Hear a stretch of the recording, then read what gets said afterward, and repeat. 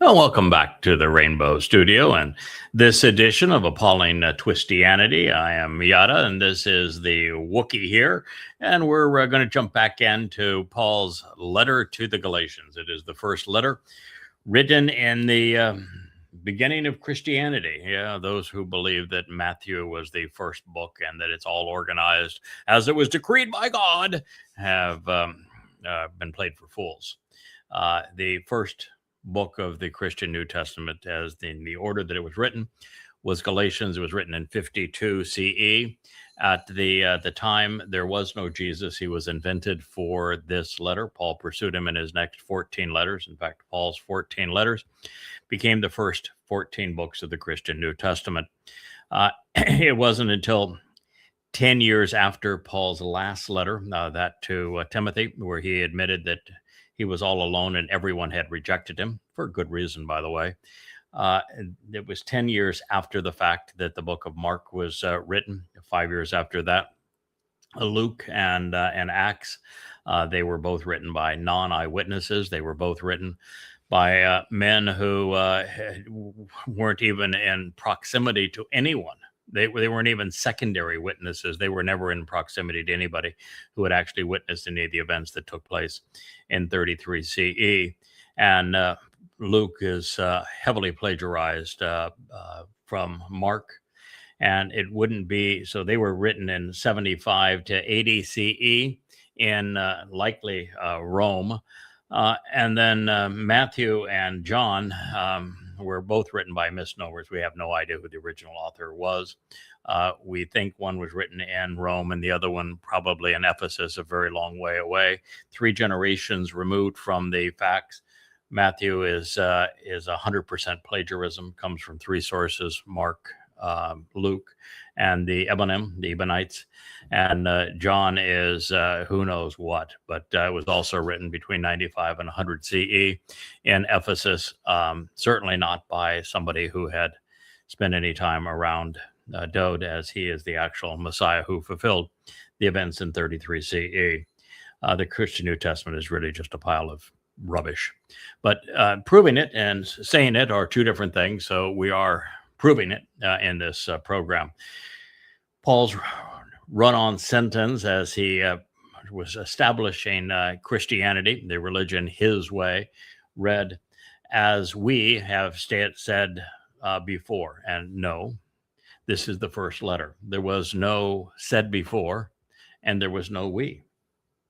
Paul was absolutely alone at this point. He was a lone wolf, literally a lone wolf, because he was a Benjamite. As we have stated before, that is a lie twice over. No we and no stated before. And even just now, okay, well, you can get that one right. I'll give you a credit for that one. You are stating it just now also. So why would you have as previously stated, just now, also? Why don't you say what you're going to say? I mean, why do you have to have 4 introductory concepts? Although perhaps altogether through, why not? I mean, it's terrible writing. I say, okay, not God says, I say. This is the basis of Christianity, but Paul say. I say. And who's I? He's a piece of crap. He was a failed rabbi. He was a sexual pervert by his own admission. He admitted he was demon possessed. He is guilty of every possible rational fallacy. He couldn't keep his own life history accurate, messed up everything else. He never once quoted the character that became gospel Jesus, never once. Every citation from Yahweh to prove his point, he misappropriated, twisted, perverted, and misrepresented in every possible way. He is literally a piece of shit. And yet you want to believe, but I say, no. I say that he's an idiot. So as we have said before, lie, just now, also, I say.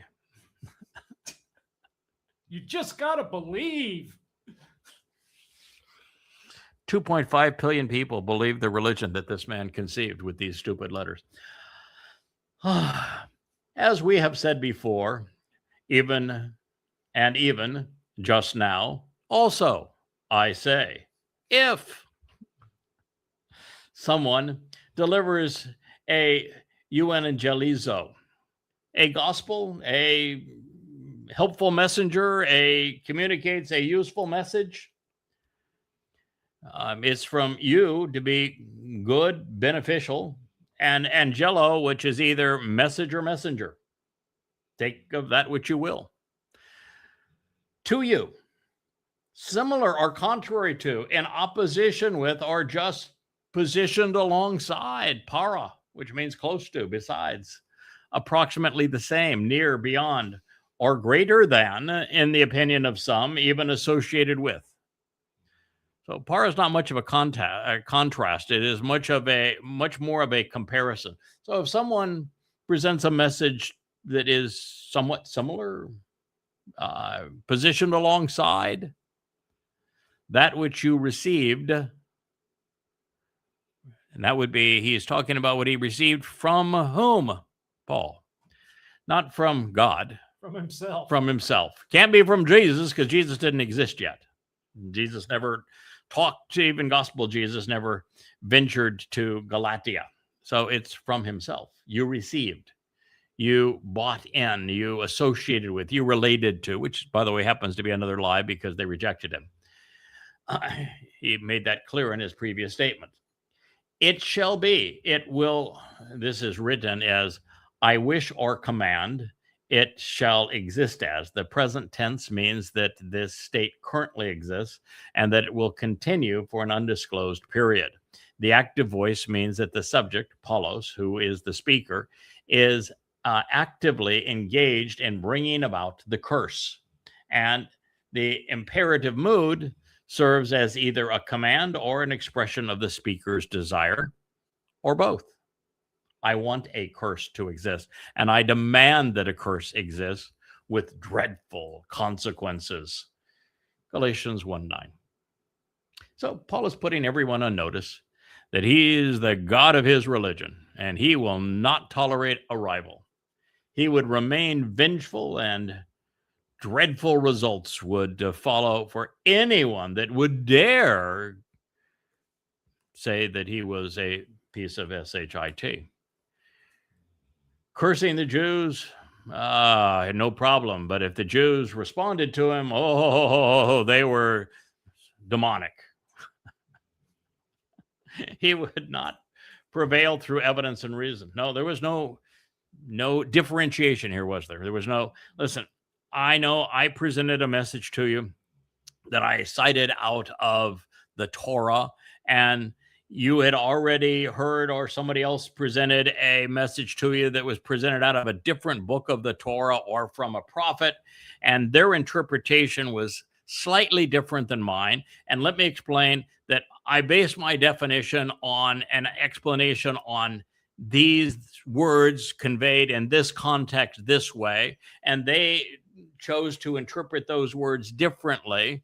And so I'm going to tell you that both ways have some merit, but the reason I think my interpretation makes more sense is when you look at the etymological history of these words, and you view them in this context, and you consider them with what else God conveyed throughout the Torah and prophets, this interpretation makes more sense than the other one. But it isn't a curse. It's just that we have a difference here in our conclusions regarding this evidence, but I'm taking the time to explain to you how that difference is manifest, and then you can make a reasoned decision as to what you choose to accept. Did he say any of that? No. He just said, I had a evangelizo, a good or beneficial message or messenger, and somebody now has might be very similar, might be quite different, but alongside mine, somebody else came up with one, and because they challenged mine, even if they were the same, the fact that they said it versus I said it, a curse now exists. Not going to tell you what the argument was over.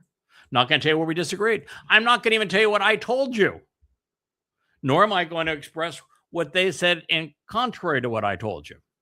I'm just going to tell you that if anyone conveys a message that whether it's different than mine or exactly the same as mine, no matter how good it is, a curse exists because it's not from me, myself, and I. That is the only rational deduction from this. And I'm here to tell you, that's damning. It's like suing somebody for criticizing you. Yes. The president does. Yeah, but this is the exact approach that Donald Trump has. Yeah. That if anybody isn't wholeheartedly saying, oh, Trump, winner, winner, chicken dinner, then they're scum. And if you even take a breath of air and say, I didn't applaud at the right moment there, I wasn't quick enough in my standing ovation, you are chicken liver with Donald Trump. That's the same thing here. Yep. No reason. The total confabulation. There's no correlation between what he said and reality. But what he has done here is to say that there is a difference of opinion. I have one, somebody else has another. I'm not going to identify who the others are. I'm not going to tell you what my opinion was. I'm not going to tell you what their opinion was. I'm just telling you that there's a difference of opinion, and I'm the one conveying one of the two opinions, and there's a difference of opinion, then a curse exists. That is what he just said. And there are 2.2 or 2.5 billion morons that adhere to this nincompoop's religion. It's obviously easy to fool most of the people most of the time. This is Paul's first letter. So, as we have said before, is only potentially a reference to the previous sentence. But does he have a frog in his pocket? Something he makes clear by way of arti, simultaneously and immediately thereafter. As a result, since Paulos is writing exclusively under his own chosen name, no longer under his given name, Shaul, we must consider what he's trying to accomplish by using we, then ponder why he felt it was necessary to transition back to I in the same sentence. Who were his partners? And why at times did he include some and exclude them? He doesn't tell you, does he? Now, it is revealing, therefore, that Galatians 1:6 begins, I am amazed, first person singular, present tense, but then transition to we delivered, first person plural, past tense, in Galatians 1:8, when ranting about the same issue that they rejected him. Paul's recent visit to Galatia was with Barnabas, according to Acts, which, by the way, contradicts Paul's letters, perhaps accounting for the prior and plural message delivery.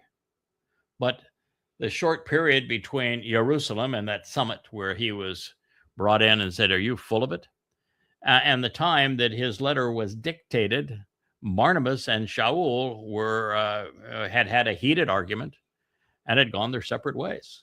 And according to the present singular perspective, well, that was all reflected over the course of a sentence without telling you who it was or what happened or why. I mean, I can tell you why. Paul was a asshole. At least that would be the case had Galatians 1:9 not included we and I in immediate succession. Also, interesting, Shaul will take a mean-spirited swipe at Barnabas before this letter is through, just as he condemns Peter within it. All was not good within Christendom. As is the case with everything Paul writes, he never bothers to to explain the nature of the argument. Ever. Not once. Ever. All this says is that I'm always right and everyone else is wrong, even if they come up with the same answer. Sounds familiar. As such, even if Shaul's opinions were right, and they're not, ever, without a basis in fact, this would not be helpful. Thus far, and indeed throughout Paul's letters, we will be exposed to Paul's opinions, but I, Paul, say, and we will be appraised of his attitude, but I, Paul, condemn, but nothing else. Other than omitting the accusative, contrary or in opposition to, adding preach without justification, replacing the verb euangelizo with the noun gospel, which has no basis other than it's God's spell. God would be a pagan god, and spell is a curse. And adding the pronoun at the end of the verse, the King James got most of this right, as we said before. And so I now, again, if any man preach other than gospel to you, then that ye have received, let him be accursed. There you go. Now, to make that seem quasi-literate, they had to write their own text that had considerable differences from what was actually written. You know, gospel and what we have preached, from exactly the same word, spelled exactly the same way. One can't be gospel, which is a made-up term that didn't even exist at the time. And the other one preached, which was also a made-up term, neither one of which were used. Their inspiration was obviously Jerome's Latin Vulgate, just as we have said before. So let me say again, if anyone has euangeliverit to you other than that which you have received, let him be anathema. The New Living Translation, which is new, but not living and not a translation, actually a paraphrase, wrote, I say again what we have said before. If anyone preaches any other good news other than the one you welcomed, let that person be cursed. All three versions were unable to translate para, meaning close, but yet somehow in opposition. Appropriately when it was used in conjunction with their gospel and good news. But by changing paralambano to welcomed, the New Living Translation was once again the least accurate. Now, before we move on, I want to underscore a deficiency associated with the previous statements and indeed with all of Shaul's letters. For this to be an effective warning, for it to be instructive and useful, we must know what Paul told the Galatians, and we don't. And also know how his preaching, if we want to use that term, differed from those he was cursing. And why did they deserve a curse? Did they do something that God said is deserving of a curse? Or just something Paul said was deserving of a curse? Yeah, that would be the answer. We don't have a face cam here for Richard, or you would see him go. It's so obvious. Yes. With this information, or without this information, I'd say speculation reigns supreme. And false interpretations are far too readily developed, both of which are Paul's fault in their entirety. He was a crappy communicator. Well, maybe he was that was his agenda. He wanted to communicate crap. As it stands, all we have is that anyone who delivers a message which differs in any way from Paul's should be cursed. All of which sounds hauntingly similar to Allah's response in the Quran's never-ending argument. And while that was designed to censure debate, and while it was it has kept most critics at bay because they don't want to have Allah threaten to burn their britches in hell, by repeating this, Paul has tipped his hand. He has said that his skin and doctrine are so thin that neither can tolerate criticism. That is a sign of insecurity.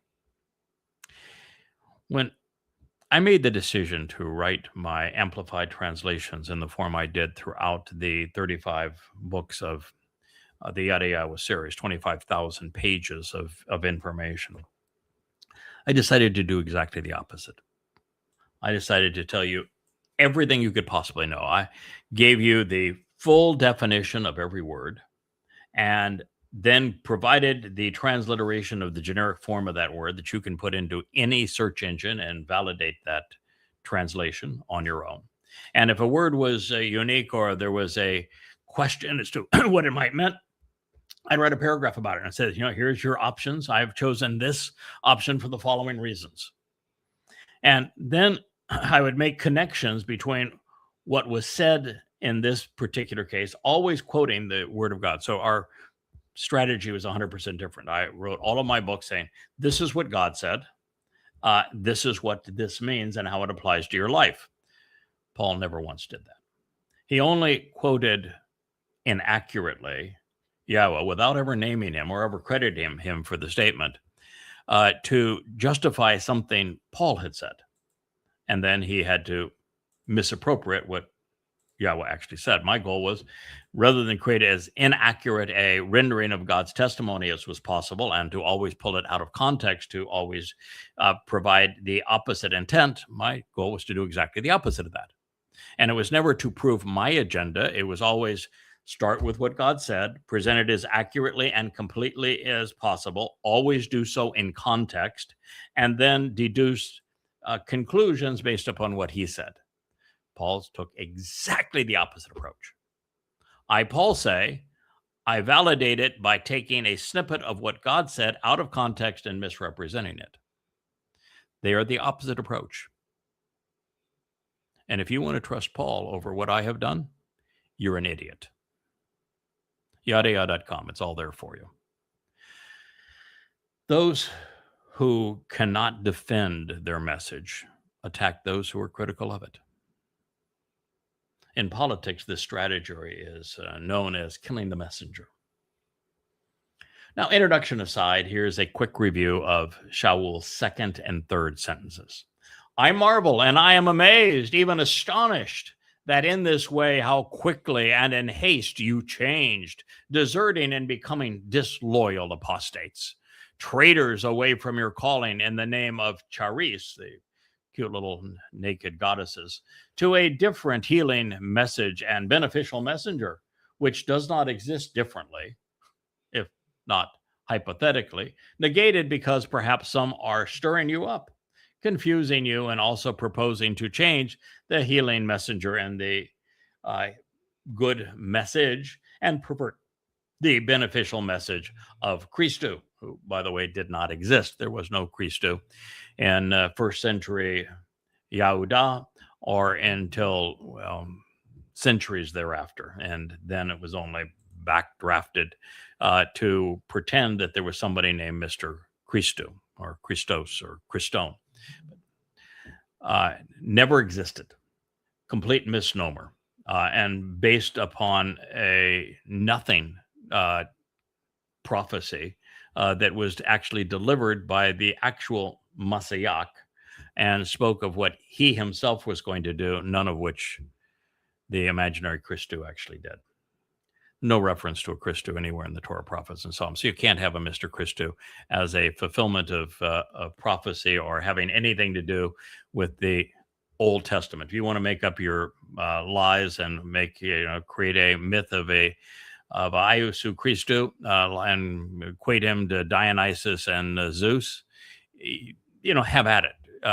You can do that, but to attribute them to Yahweh, his Torah and prophets, and to say that he spoke of them and that they are a god and that they are associated with the God who scribed the Torah and prophets, inspired them, you can't do that without presenting yourself as a complete fraud. And that's what he did. So it says, then, but to the contrary, if we or a messenger out of heaven conveys a healing messenger or beneficial message to you, which is approximately the same or contrary to, or even positioned alongside what we have delivered as a beneficial messenger or announced as a healing message to you, then a curse with dreadful consequences exists. It means that somebody speaking directly out of heaven, Yahweh, for example, whom he doesn't know by name, and they were to say something that is different than what Paul said, then there would be a curse on Yahweh placed by Paul. Let me know how that works out. Yeah, tell me how that works out for you. I can tell you how that works out for you. There's a place for that. And it's named after, that's the, Shaul got, he got naming rights because it's called Sheol, written exactly the same way in the Hebrew text. Maybe there's a message in that. As we have said already, and just now, immediately thereafter, repeatedly, I say, if under the conditions someone delivers a helpful messenger or communicates a useful message to you, similar to or contrary to, in opposition with, or just positioned alongside, I know you think I'm repeating myself, but this is what he wrote. No matter if it is close to or greater than that which you received, it shall be, and in fact, I command and want it to exist as a curse with a dreadful consequence.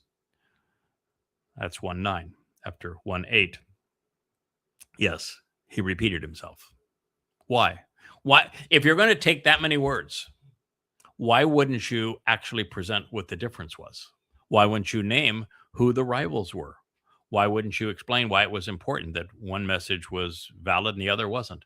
Why wouldn't you validate your approach on something that Yahweh had said?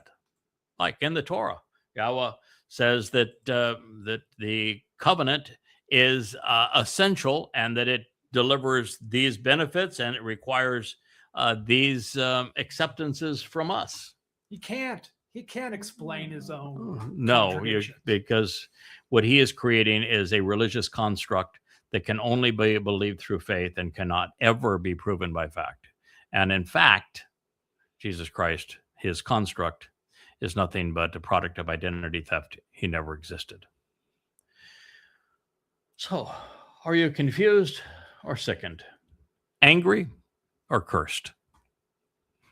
Now, living life to its fullest in the loving embrace of the most wonderful woman I have ever met, sitting in my study in America's paradise, overlooking the turquoise waters of the Caribbean Sea in the U.S. Virgin Islands, while translating Yahweh's Torah and prophets, including my King song, I am proof positive that the only thing Paul cursed was himself and those he beguiled. But don't take my word for it.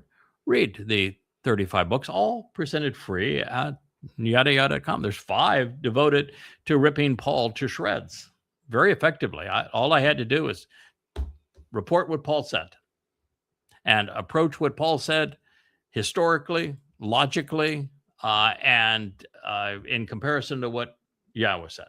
And when he quotes something from God whose name he never mentions to prove a point that he's trying to make, and he misquotes him, proof.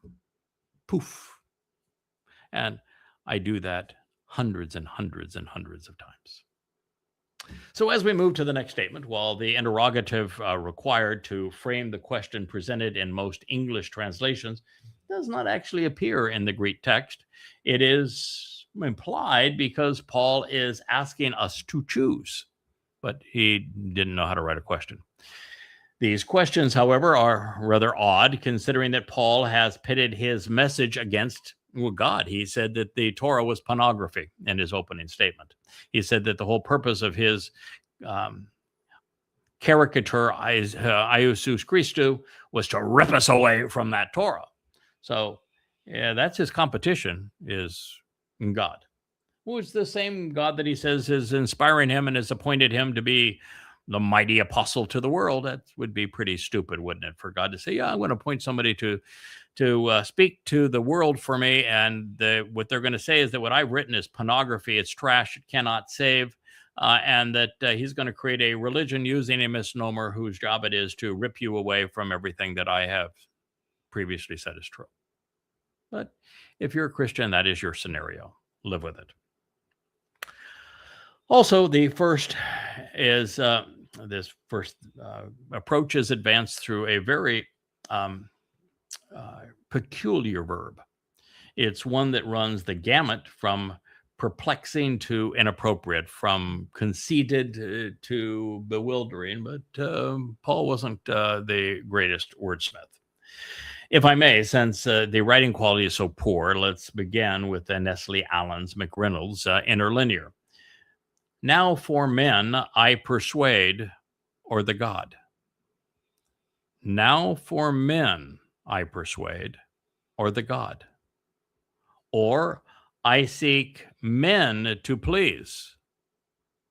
If still men, I was pleasing of Christ, slave, not I was. Huh? I've got a headache.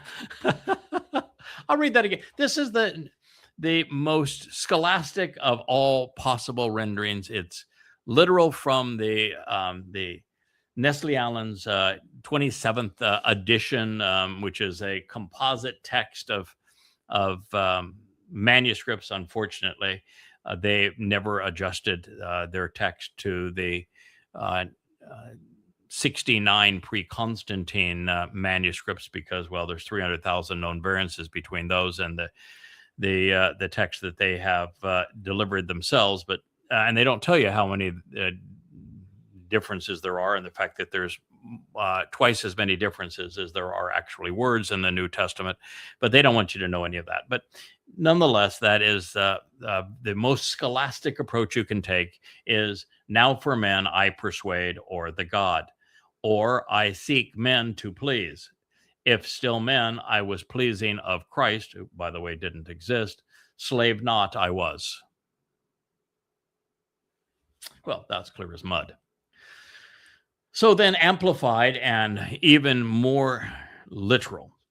And I have done this throughout every verse that is presented, because I have access to the 69 first, second, and third century manuscripts, even the early 4th century manuscripts, and therefore can render this exactly as it was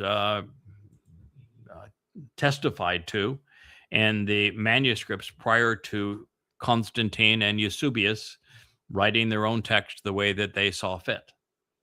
And therefore it reads, for, which is gar, because, currently, arti, or simultaneous, just now, men I persuade.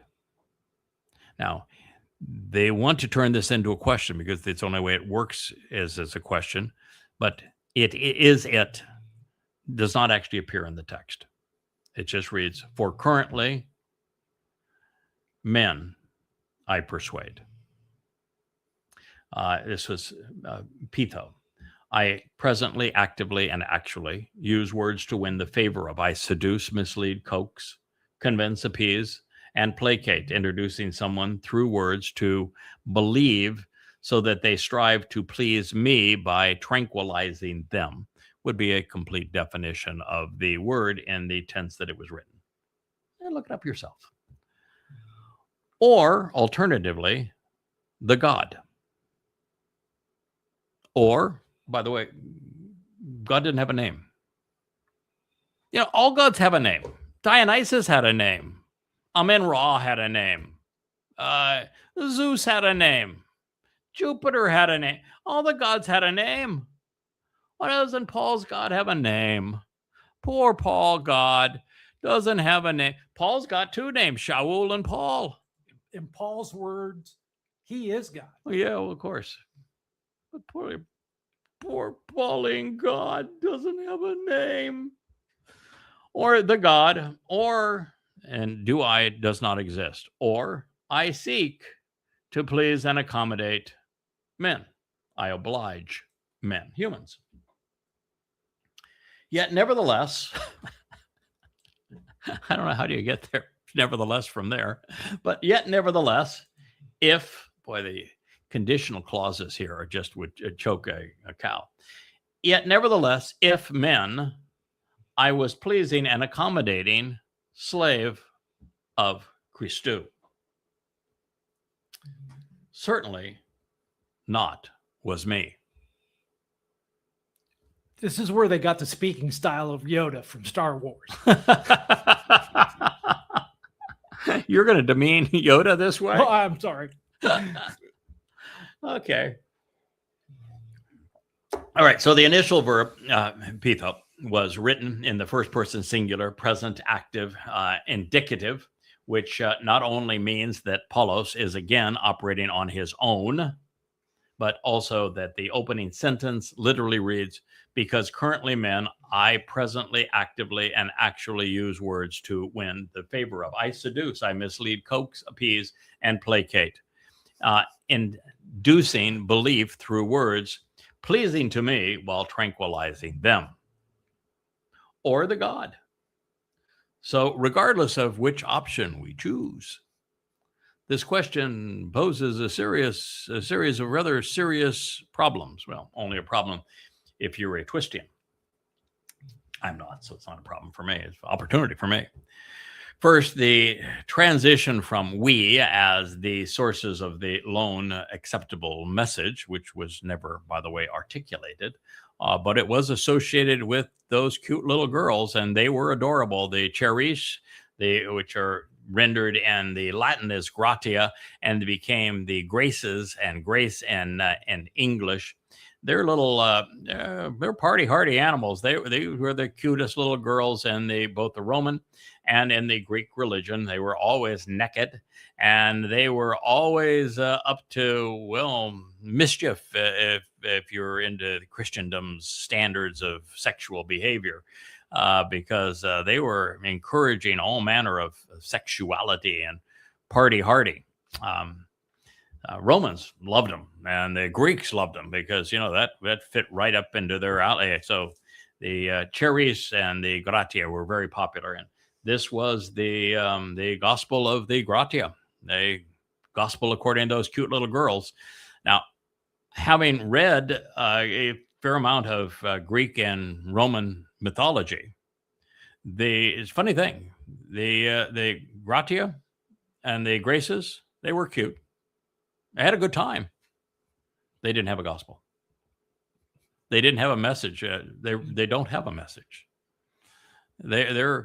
They traded on emotional responses and were fixated on things that were about skin deep. Just like the religious do. Yeah, they were not into a gospel. They were not into delivering a message. They were their message. So, rather than partnering with men, as we might imply, is Paul opposing men in some sort of grand debate? Or rather than partnering with God, as we might also suggest, is Paul actually arguing against him? Those are your options. And while Paul's personal confessions, his side here, his positions on his approach affirm that, well, if you read to the bitter end, he has a partner. He said there was a messenger, a gelos. He used the Greek, a messenger. This would be like a malak. Hasatan is a malak. He said there was a malak from Satan that controlled him. That's his partner. End of 2 Corinthians, if you want to verify that fact. There is a hint of delusional arrogance here in this transition, just a hint back to I, because no matter how we translate pitho, Paul is implying that his rhetoric and reason are sublime. It is as if he wants us to believe that he was so much smarter than everyone else, that he could take on God and men single-handedly, one hand tied behind his back, half a tongue working. Second, winning favor along with, I should say, persuade and convince. So winning favor along with persuade and convince is the best we can do with pitho. Every other connotation makes this question, or pretense of a question, substantially worse, because it would read, I presently, actively, and actually seduce, mislead, coax, appease, and placate men or God. Take your pick. Third, in spite of what the religious zealots have been led to believe, we are not called to win the favor of men. Not once, not ever, by God. He does not want us to win the favor of men. Men can earn the favor of God, but we are not called to win the favor of men. If your goal is to have men favor you and to like you, then I can assure you, you're not speaking for God. Ever. You want to know the fastest way to have men disavow you? Speak for Yahweh. Guarantee it happens 100% of the time. There really isn't an exception to that. Look at every one of his prophets. Look at all the key players in his story. 100% of the time, always the same. If you're speaking for God, you are not winning the favor of men. It is always the opposite. We're not even called to persuade and convince men. No. We are called to know what Yahweh said, to understand it, and then once we know it and understand it, to share it. What people do with it is completely up to them. And the notion of persuading and convincing God, it will, apart from Paul's letters, that would be nonsensical. I've had a few arguments with God. I've said, God, you're making this really hard. Could we have this? Could we have a little bit easier than it is? And he says, nope. So you want to have an argument with God? You're going to get a lot of nope. No. And then after a while, you grow up and you say, oh, now I realize why it's hard. It has to be hard. If it wasn't hard, idiots like this would appear in heaven, and then heaven would be filled with idiots like this, and then heaven would be like hell. So it can't be easy. You've got to have the want to. You've got to have a desire to pay attention to what God says. You've got to have your mind working. You've got to think it through. You've got to come to reasoned deductions and then act upon that and be consistent with it. So God's not trying to make it easy in this case. So as I say, I remember one of the last times a couple of times that I had an argument with God. I had written years ago, 22 years ago, a book called Prophet of Doom. And it's the only book that I had not gone back and edited as I learned more over time. And so I didn't want to go back and edit that book because, well, it's about Muhammad, who was a pedophile and rapist and mass murderer and demonic piece of crap. And his non-God, who was modeled after Satan. And so it's really dark. And it's like, you have to go into, for every day that you're in a book like that, you have to trounce into hell and wallow in the mud with these monkeys. And I just didn't enjoy it. And I was asked to do it. I did it. I spent then 2-3 years of my life in writing it and then promoting it and radio shows. It had a tremendous purpose because as I would speak out against it, lots of people would listen to what I had to say about Yahweh, and it brought in most of the covenant family members that are with us today. But it was not fun. So on the morning of October 7th, 23, as Muslims were not marching in, they were scurrying in on their tinny rompers into Israel, most of them with garden tools.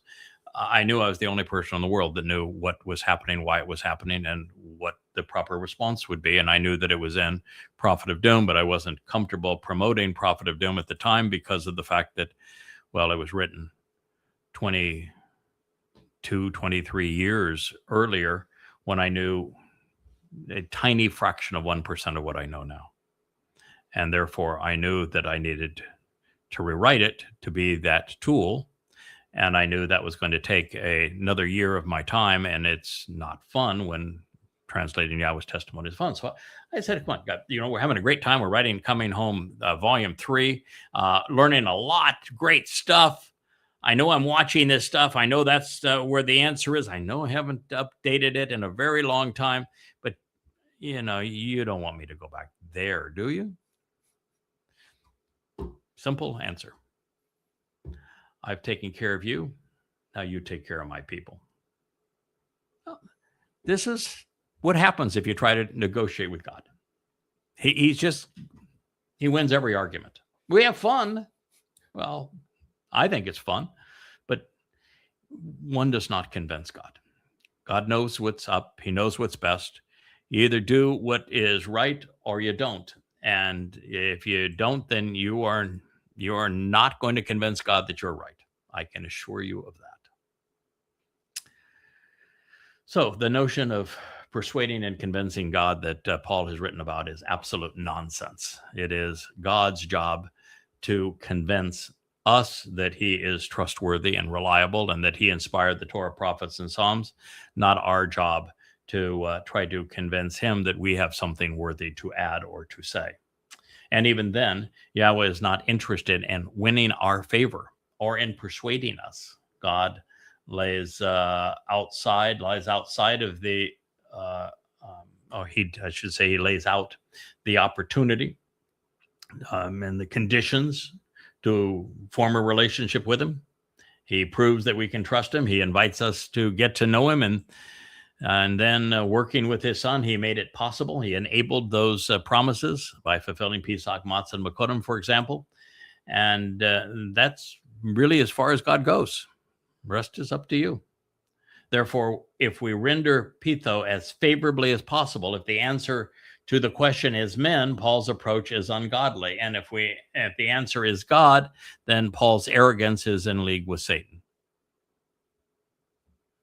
Rational. That's the only two informed rational deductions that can be made from that text. And both of them mean that you need to throw out everything in Christianity, because this is the opening salvo. This is the foundation of the religion of Christianity. It's not based on the birth of a baby God. There was no baby God. That is the good news.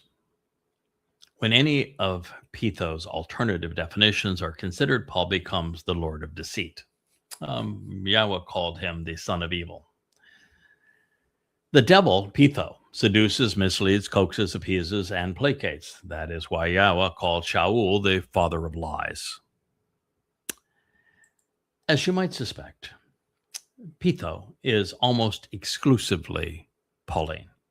It is used in Paul's letters and attributed to him throughout Acts. One of the few times that is found in association with the gospel Jesus that would emerge, 2.5 decades after this letter. The book of Matthew, which was written around 100 CE and heavily edited by Eusebius in the 4th century, shows him translated using it to convey the religious mindset of the opposition by writing the chief priests and the elders, Pitho, the multitude. So they should ask for Barabbas and destroy Iusus.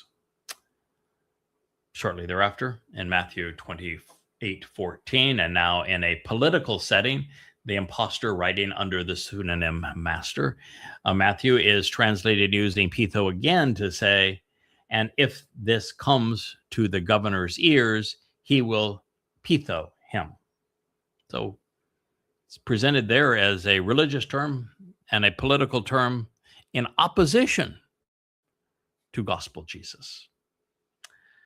Luke, who was Paul's attaché, his propagandist and his spiritual healer, in his hearsay account translates gospel Jesus using, I use gospel Jesus because there is no real Jesus. So if I'm going to reference the one that's now presented in the Gospels, what am I going to call him other than gospel Jesus? Translates gospel Jesus, the impostor, using Pitho twice, but neither translation is credible in that Luke wasn't an eyewitness, and even in the fables written of him, the mythical misnomer never spoke Greek. So he couldn't have used the word. Now, I understand that religious individuals do not see any issue with men persuading other men on behalf of their God. but that is because they have been deceived into believing that it is their God's will that we win souls for them. They see conversion to the religion as a favorable event, as something that bolsters their faith. They not only send out evangelists to persuade people into believing as they do, the church has used the threat of violence for eons to convert the masses, doing so for centuries. But not only is Paul's message opposed to God's message, winning souls is not God's style. He's trying to push them away. He doesn't want most people anywhere near him. Yahweh is only interested in those who are interested with him. And all he wants from us is to understand who he is, what he's offering, and what he expects in return. And yet there isn't 1 in a million people that can answer any one of those 3 questions. That way we can choose, once we know the answer to those 3 questions, of our own volition, to get to know him, to ignore him, to reject him. With God, it's all about free will. Now, these things known, there is no way to overemphasize the consequence of this question, or pretense of a question. No matter the answer, it proves that Paul did not speak for God. It also demonstrates that his use of we did not include God. In fact, included no one other than an imaginary friend to make it sound like he was part of a large movement, but he wasn't. It does not get better from here.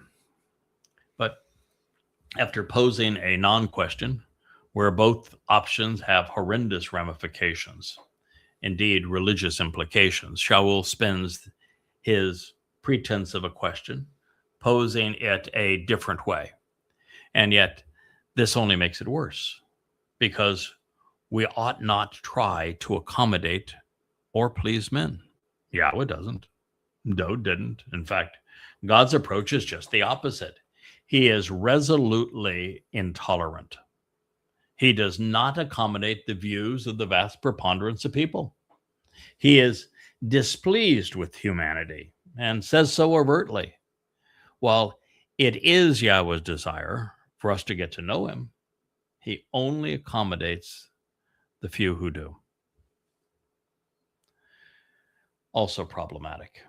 With the juxtaposition of the first and second E, which is or, we cannot isolate Paul seeking to please men from the possibility that he is attempting to accommodate God. The first option is disingenuous and pathetic, while the second is ludicrous. Not only were these questions left unanswered, which is typical Pauline style, which leaves one wondering why they were even posed. Why would you do that? You're going to say there was a difference in opinion on one message versus another. You're going to use a bogus term for message. And then you're going to say that if any message differs or even is similar from mine, but is presented by somebody else, even if they came from heaven, that they're cursed. And you're not going to explain what the differences were. And then you're going to say, ask a potential question, am I trying to seduce God or men? And you won't even answer that question. Why pose these hypotheticals? They're just left unanswered. Why were they posed? They were followed by eti, nevertheless, and I, if, strongly suggesting that Paul actually wanted us to think that he was capable of sparring with God. Further, aresco, the next verb that Paul deploys, is not a cerebral concept, but instead speaks of exciting and enticing emotions. And the object this time is choristo, indicating that God, rather than being predictable and dependable, can be swayed by an emotional appeal. Well, Yahweh has an emotional component to his nature. Everything that we know about God affirms that he values an informed and rational response over misdirected feelings. being steadfast to him is exceedingly important. Now, Paul routinely infers that he died to become Christ. Okay, then how is he writing this? And what good is his death? Why would you have to die to become one with your God, unless your God is death?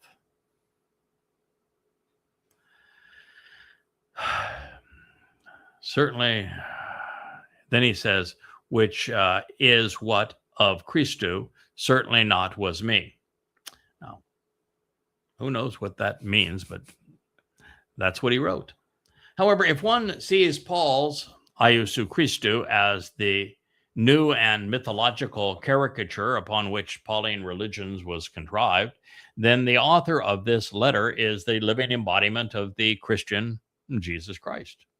Paul is to Jesus Christ as Muhammad was to Allah. They're one. They are the same. If you know one, unfortunately, you know the other. If you like one, well, then you'll like the other, but that doesn't say much for you.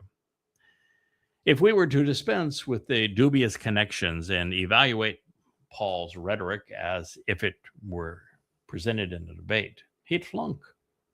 It couldn't pass that test either. Shaul deployed a non sequitur. The initial question was not answered by his hypothetical, and there was no quid pro quo between accommodating man and serving his Christu. Moreover, how is it that Paul, who fashions himself as one of those who liberated the faithful from the bondage of the Torah, is now positioning himself as a slave, which he did? And not just anybody's slave. He is now in servitude to the same Christu whose death supposedly freed everyone from slavery. So this has become a litany of contradictions. And the fact remains, only an egomaniac would suggest that someone might wonder whether or not a man was persuading God. And that is especially troubling, since the opening stanza of this letter affirms that Paul was not effectively persuading and convincing men. Beyond this, perhaps we can deduce that Paul's intent was to convince his audience by displaying hostility towards the Galatians, which he did at large. When you have a blanket indictment and you're condemning all people for rejecting you, maybe the finger ought to come the other way as opposed to out there. He never figured that part out, because he wrote the same letter to the Thessalonians and wrote the same letter to the Corinthians. All three times he was there, he preached his little brains out, or whatever it was that he was preaching from, and came back and wrote a scathing letter and said, "Why did you reject me? You all turned against me," just as he did here to the Galatians. Anyway, he was displaying hostility towards them at large, as well as against all other messengers or messages. That was, he was trying to demonstrate without proving it, but was he there to please God and not men? And if he was there to please men, why did they were also displeased with him? And if he was trying to please God, why didn't he quote him? Why didn't he name him? But nothing, and why would you take umbrage with it? In other words, if you're speaking for Yahweh and everybody rejects it, which is natural, why would you take umbrage? Why would you have a tizzy fit and say that any message, even from heaven, that differs from mine is a curse? Speak for Yahweh. Yahweh's got big shoulders. They want to reject Yahweh. That's their choice. They're not rejecting you. They're rejecting Yahweh. So let it be. It will be. Nothing displeases God more than denouncing and discarding his testimony, which is what Paul completely did. Now, this is a serious problem for thoughtful and rational individuals. When Paul was not focusing on himself, he was focused on presenting an errant characterization of replacement Jesus. Neither perspective has merit. Even gospel Jesus said that people should focus on the Father and not on him. But since Paul is in opposition to Yahweh and his Torah, that simply wasn't possible. Now, I'm keenly aware that there is a limit to the amount of criticism that an audience will endure. And while gospel Jesus differed from Yahweh and called the faithful to love their enemies, we are not encouraged by God to expose and condemn his foes and those of his people, which is why questioning Paul is so essential. So he wants us to do this. This is what God does routinely. He points out the foibles of religious and political mantras so that we're not lured by them, and God wants us to do that. I mean, the first thing that God asked me to do when we first met 25 years ago is to expose and condemn Allah, Muhammad, and Islam, which I did. And then his next request is do the same for Paul and Jesus, which I did. There's 10 books now available on those subjects, all free at yada.com. So to be appropriate, our criticisms need to be bolstered by evidence and reason. They need to be consistent with God's testimony, and they should be focused on an individual, an institution, or a very specific message. We can't play the anecdotal game. Well, I know a Christian that was a good guy, or I know a Muslim that was a bad guy, so the religion is good or bad based upon an anecdotal evidence. You want to play anecdotal evidence, go away, because you are a waste of breath. It's got to be focused on an individual responsible for disseminating a message, or the institution in which embodies it, or the specific message itself, like that of the Quran, the New Testament, the Zohar, the Talmud. That's fair game. So is Akiba, Paul, Peter, Muhammad. In Paul's case, his blanket dismissal of an entire province and nation is not appropriate, nor is his criticism without justification. And Paul seldom provides any under any circumstances. He condemns Peter without even giving a reason. He condemns John of nothing more than having a different evangelion than his. So this letter opened similarly to what we read earlier from Romans 7 in that diatribe with universal condemnation. Generic statements like that seldom have any value. When you say, all Greeks are overweight. No, some are, some aren't. And some people who are Greek are not Greek are. Some are not. It's generalities like that never are even worth stating. So while it's appropriate to constructively criticize religious documents and institutions, it is not appropriate to rail against their victims en masse unless they become promoters and perpetrators of a lie that is damning to God's people or God's message.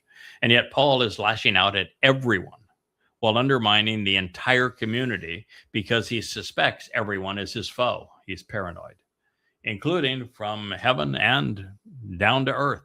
He feels compelled to cut them all down. So in this regard, his tone will evolve from condescending to vicious and will become stunningly uncivilized and uncultured.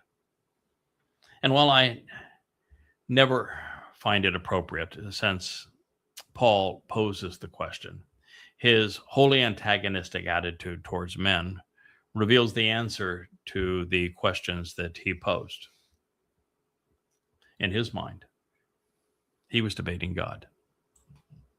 Moreover, the evidence will demonstrate Paul's rage was universally misplaced. Shaul's adversaries were leading the Galatians to Yahweh and to the Torah, while Shaul's were taking them for a ride in the opposite direction. Now, apart from the errant title Christ, my concern with the most influential translations is that they were neither consistent with the actual text, and they added and removed words. They added a plethora of terms to artificially elevate the writing quality and removed ones that they did not understand or didn't fit their religion. Well, Paul wrote, "For because currently or simultaneously men I presently persuade to win the favor of, seducing, misleading, and coaxing, even conniving and appeasing, placating, and alternatively the theos, God, or alternatively, by comparison and contrast, I desire to please and accommodate humans. Yet nevertheless, even regardless if men, I was obliging and accommodating, exciting them emotionally, a slave of Christu, certainly not was me." With that being what he wrote, the King James Version published, "For do I now persuade men or God? Or do I seek to please men? For if I yet pleased men, I should not be the servant of Christ."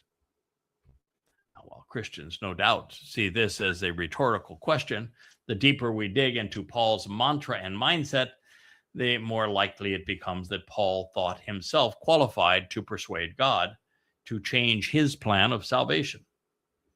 The Latin Vulgate, right? And this would be the Latin Vulgate rendered in English. "For am I now persuading men or God? Or am I seeking to please men? If I still were pleasing men, then I would not be a servant of Christi." Now, unlike the King James and the Vulgate, the New Living Translations reads beautifully. It's a shame Paul didn't write this eloquently.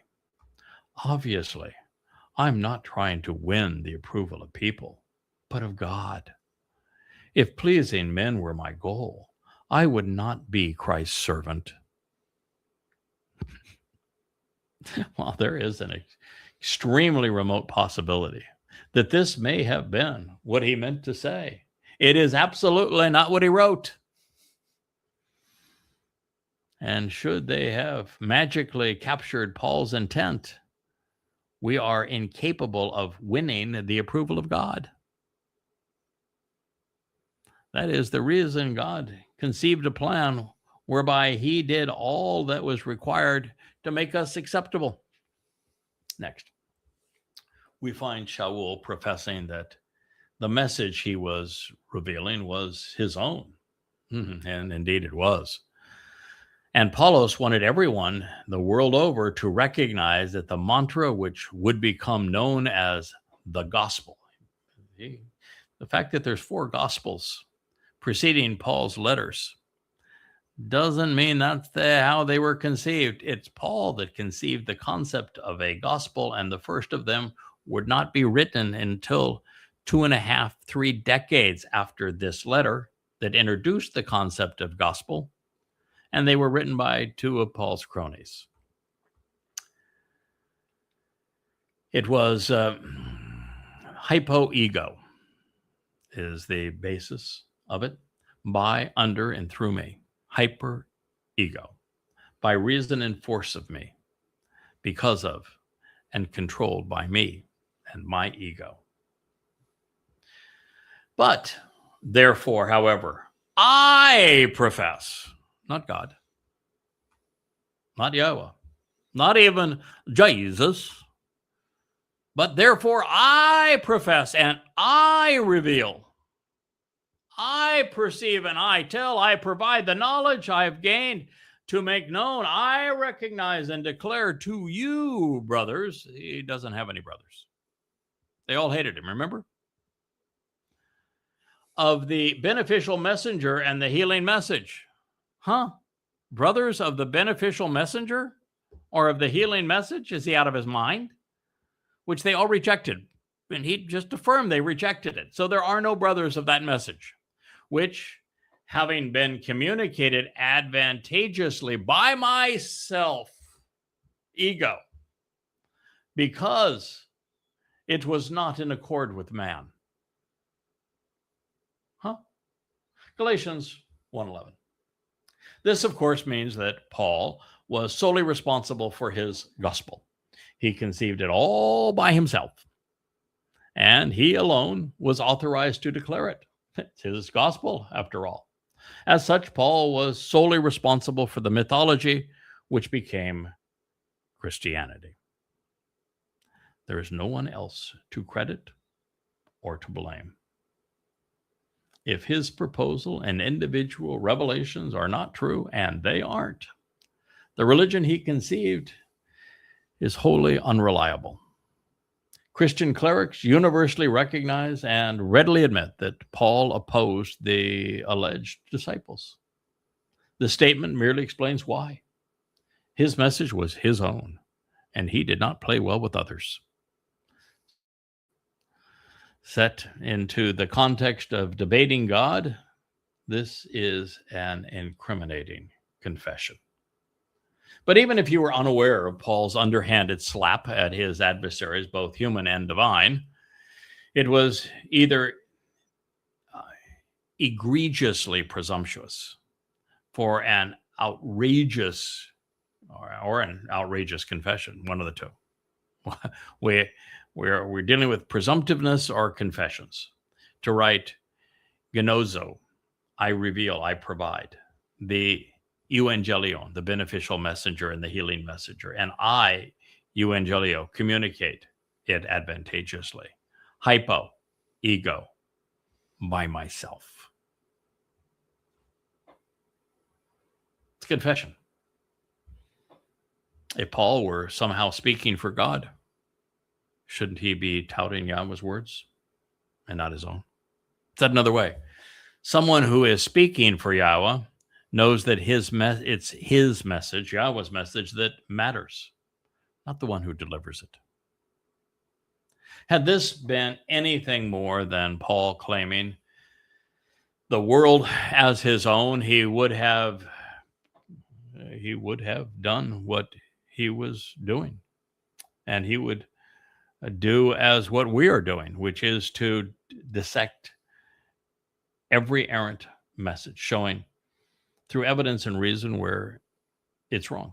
He claimed that the gospel was his own. So they don't have a gospel of Matthew, Mark, Luke, and John. No, the gospel is Paul's. He invented the concept. He won't take any rivals, and he argued with God to create his version. And he then claimed that his message alone would stand, and anyone who had a different gospel than his was cursed. Paul should have delineated pertinent examples of his euangelion, which maybe differed from his own, but he didn't. But the only message Paulos has condemned is God's. He was ruthless towards the Torah, discrediting and discarding God's Torah. His enemy is God. His victims are known as Christians. The McReynolds interlinear reveals that the Nestle Allen text reads, I make known to you, brothers, the good message, having been told good message by me, that not it is by man. So that's saying I'm not a man. I was the one who told you the message, but it's not by man. I told you the message, but it's not by man. What does that make Paul? A wannabe God. In order to make those words appear credible, euangelion and evangelizo had to be rendered differently, even though their etymological basis is identical. But yet in the King James, they said, but I clarify, I certify you, brethren, that the gospel which was preached of me, gospel of me, is not after man. Then why doesn't God have a gospel? Well, that's incriminating. The King James Version accurately asserted that Paul certified that the gospel which was preached was of me. In a rational world, this would have been sufficient to bury him. Jerome's blend of old Latin text was both less accurate and less convincing. The Latin Vulgate reads, "For I would have you understand, brothers, that the Evangelium, which has been evangelizatum by me, was not according to man." Then where is God's proof text on it? I've translated most of the Torah, prophets, and Psalms.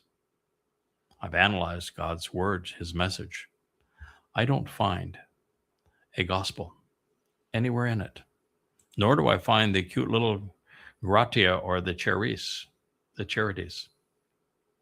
I find a Paul mentioned, and God says that he's the plague of death. But that's not helpful to Christians, is it? But never had ever informed. The New Living Translation ignored 6 of the 12 Greek words. And then they added 10 English words of their own choosing. If you can't convey the meaning of the words in the text, then don't pretend that it is a translation, okay? Just said we're writing a novel. Still inadequate to support their theology, they grossly misinterpreted and misrepresented and inconsistently translated evangelion. Dear brothers and sisters, I want you to understand the gospel message I preach is not based upon mere human reasoning. The use of mere implies that human reasoning was a contributing factor. And that suggests that Yahweh's message was incomplete or inadequate, and that he required the contribution of Shaul's considerable intellect. When you combine Paul's arrogant and incriminating statements with the Christian interpretation of them, you have the crime and the confession laid right at your feet. So why have so few people held Paul accountable and condemned his New Testament in the process? Now, what follows is the other half of Shaul's defense. He is saying that he was not influenced by any human agenda or institution, while implying that those who oppose him are in opposition to his God. Paul's approach and style are rabbinic, and it would be hard to find someone more opposed to God than they. Well, unless it is Muhammad, but that's a story for another series of books. So we are about to jump into another sentence, and we're over our hour time frame in this program. So I'm going to bid you adieu for today. We will return to this message, hopefully tomorrow or the following day. We have some very blustery weather outside, so that's why we came down into the Rainbow Studio this morning, as opposed to continuing the Mizmor of Dode upstairs in the Ocean Studio. Maybe it'll taper down a little bit more as we go through the day, but when it gets that blustery, in 5 minutes time, we can come up with a rain squall, and that's pretty hard on our equipment. So we try to avoid that. Rich doesn't mind if I get wet, but the equipment has value. So You're not going to melt. I'm not going to melt. I'm not going to blow away. But the equipment, that's a different story. And so we're going to preserve the studio from the elements when we have the chance. So we came down here to this beautiful room in our Rainbow Studio, and that's why we're delivering this message today. I think we'll probably do a program in our library studio, which means we'll continue our exploration of the 89th Mizmor. I'm pretty comfortably 100 pages ahead of where we're reporting it, as I'm trying to, it's a very different process for me. I used to translate and contemplate to write books, and now I'm translating and contemplating to share these insights with you, contemporaneous with the learning process. And I happen to like it a lot better. Books are resulting from it, but I like it a lot better because As I discussed with Perry, who is visiting us here today and may stay for a good long time, is that, as he pointed out, teaching and learning are intertwined. And so when he said that, I said, the Hebrew word for to teach, and it's lamed. I said, you know what the Hebrew word is for to learn? It's lamed. So Yahweh had this figured out a long time ago. To teach, we learn.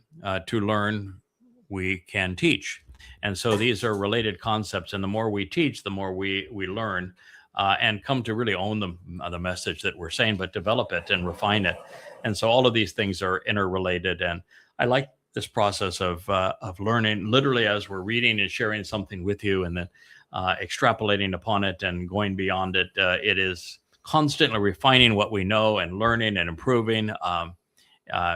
Even when we find that we've made a mistake in interpretation and there's a much more profound explanation, that whole process is so invigorating. It's so empowering, so enriching. And it pleases Yahweh no end that we can learn from our mistakes and grow from them. It proves that we're reliable and trustworthy.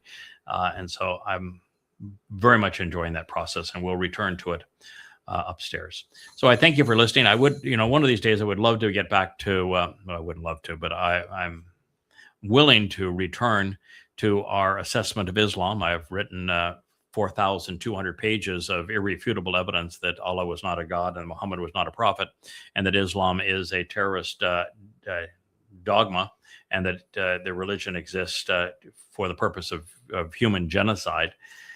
The problem with spending much time on it, devoting entire programs to it, is the thought police on Facebook and on YouTube won't allow you to convey the truth. The truth is never an alibi.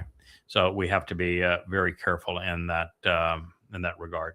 But we may do more programs as we go forward. And we also have to figure out, do we have 3 months left on this stage, or a year and 3 months left on it for the timing of the shabuw'ah harvest? We know that this shabuw'ah ushers in the time of Israel's trouble. So something's terrible is going to happen with the U.S. and Israel poised to attack Iran, which is now buttressed by China and Russia. So we know that it is the beginning of the time of Israel's troubles, 22 May of this year, 2026, on Shabuw'ah. We just don't know if this is the shabuw'ah of the harvest. It could be next shabuw'ah. Those are the only two options. But I look forward to exploring that with you and continuing to take advantage of whatever time we have remaining. I thank you for listening. We look forward to being with you later today. Good day. Hey there, thanks for tuning in. That was Fetch. Gotta run now. Catch y'all on our next podcast.